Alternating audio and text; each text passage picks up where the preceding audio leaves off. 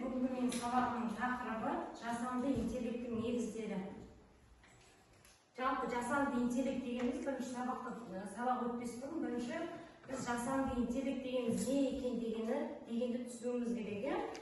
Жасанды интеллект бұл адам интеллектісін қажет ететін тапсырмаларды орындай алатын машиналар мен жүйелерді жасауға бағытталған компьютерлік ғылым саласы.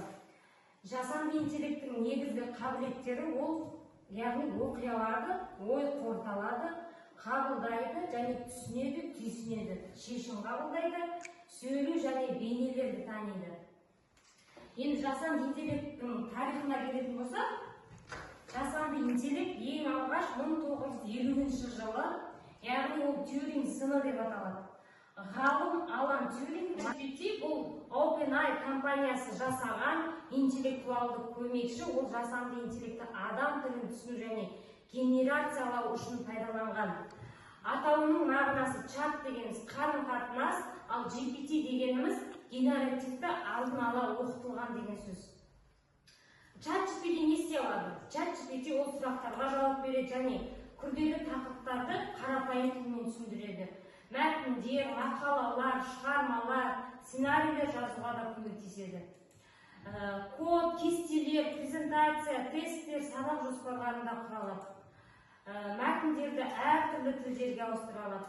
Құжаттарды, суреттерді, кестелерді талдап, иллюстрацияларды генерациялай алады.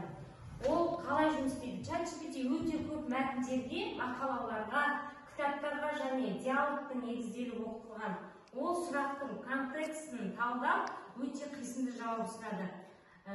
Трансформер, яғни нейрожүйелі архитектурасының арқасында ChatGPT сөздерді жай таңдаумен шектелмей, мағынаны түсіндіре отырып жауап берген. Ал енді яғни DeepSeek бұл Қытай компаниясы жасалған жасанды интеллект нейрожүйелі.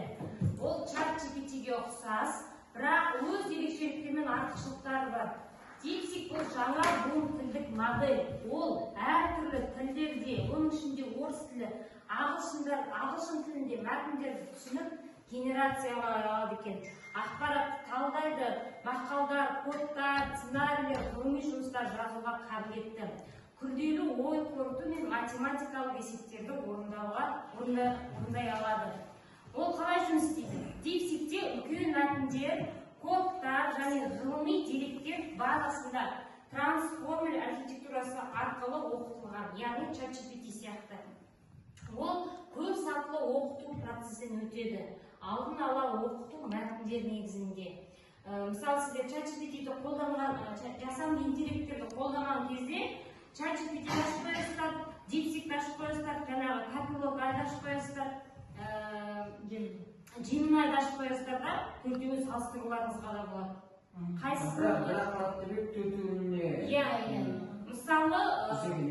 Мысалы, ChatGPT айтып өтейін, Google Gemini бұл Google DeepMind компаниясы жасаған дамыған нейрожүйелі жасанды интеллекттің бір түрі яғни. Ол мәтінмен, суреттермен, аудиомен, видеомен және кодпен жұмыс істеуге арналған, яғни әртүрлі ақпарат түрлерін бір уақытта түсініп және өңдей алады. Осыған мультимодальдық дейді. Осыны, яғни Gemini'дің негізгі міндеттері сұрақтарға жауап беру, жаңағы ChatGPT сияқты. Сұрақтарға жауап береді, түсіндіреді, тақырыптарды қарапайым сөзбен түсіндіреді, мәтін құрады, мақалалар, эссе, сценарий, хаттар, презентация және тағы басқа мүмкіндіктері бар. Сурет генерациялайды. Сурет генерациялау дегеніміз жаңағы мысалы сіздер бір сурет саласыздар да, өздеріңіздің суреттеріңізді ChatGPT-ға ана жерде документ прикрепить ететін жерге басасыздар да, суреттерді саласыздар да, айтасыздар. Маған осы суретті пайдаланып, мультфильм стиліндегі мысалы стикер жасап бер дейсіздер. Мысалы оқушыларға стикер жабыстырасыздар ғой, соған өздеріңіздің суреттеріңізді астынан бері тамаша деп жазып қойып, яғни керемет, жарайсың деген сөздеріне ғой. Соларды қолдандырып стикер жасауларыңызға болады. Маңызды промптар дегеніміз сұраныс деген сөз ғой. В общем, сіздердің не керектеріңізді жазу мәтіні ғой. Промптар дегеніміз жасанды интеллект жүйесіне берілетін мүмкіндік нұсқаулар. Олар қолданушының не қалайтынын жеткізіп, мысалы біздің не қалайтынымызды жеткізіп, жиынды нақты жауап немесе әрекет жасауға бағыттайды. Промпт дегеніміз сұраныс деген сөз.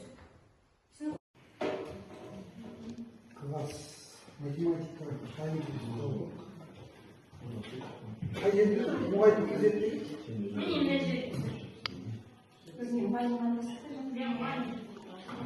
Бірінші тілдеріңізді ауыстырып аласыздар, мына жерден КП дегенді басып. Одан кейін если орысшаға айтады, мына жерде учителю КЗ деп көтерген, мұғалімге КЗ басасыздар. Мына жерде информатика сіздер тұрған жатасыздар.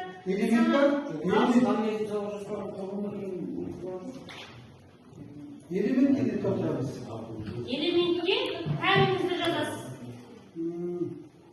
Сынып қасын жазасыздар. Тарауға болады ғой? Қараңыздаршы, мынандай жер 3, 4, 1 деген мақсаттың басында қарайды ғой, соны ғана жазасыздар. Мақсаттың басында ғана сандарын, не? Сандарын ғана жазсаңыздар да болады.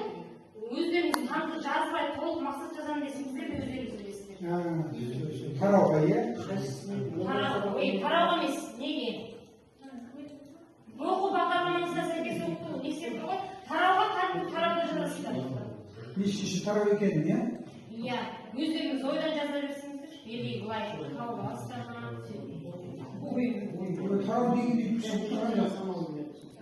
жаңа материалды меңгерту, білімді бекіту, білімді жалпылау, білімді бақылау, біріктірген сабақ, практикалық жұмыс, зертханалық жұмыс деп тарау.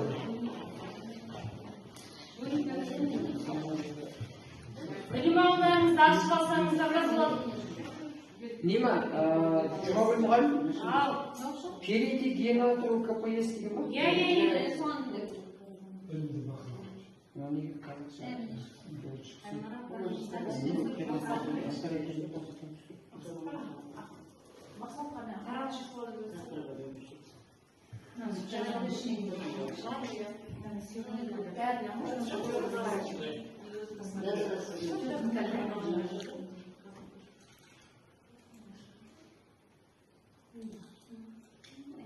Мақсатты жазбадық деймін.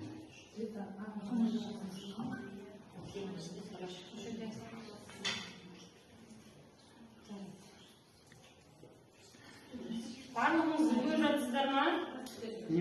Оланы естіге жүретін ғой соңғы рет.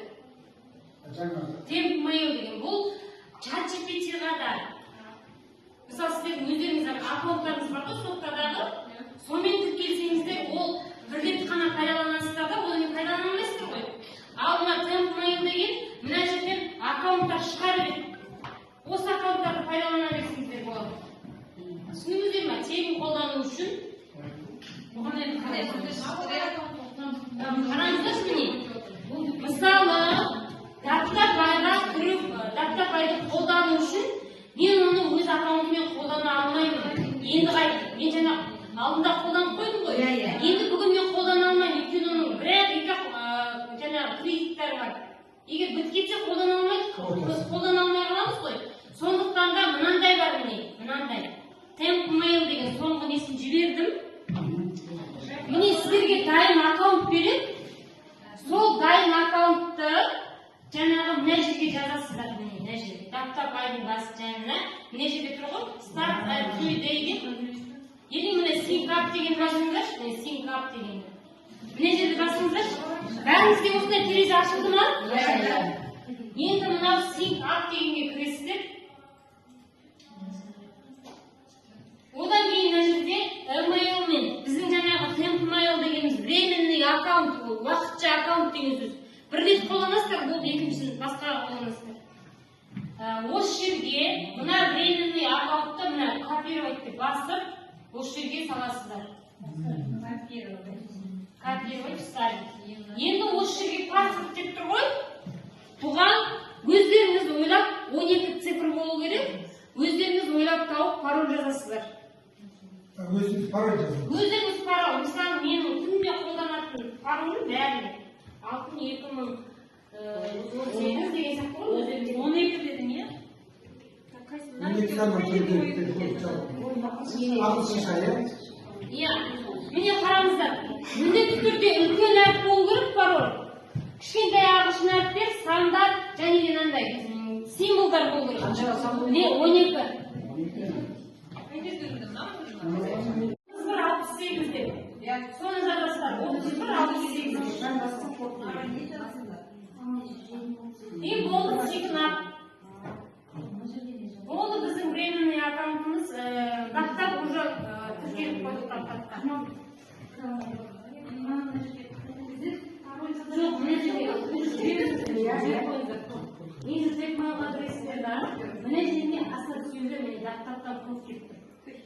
Басастардан не 80 қылдырып. Ең соңғы нелері қойып керек пе?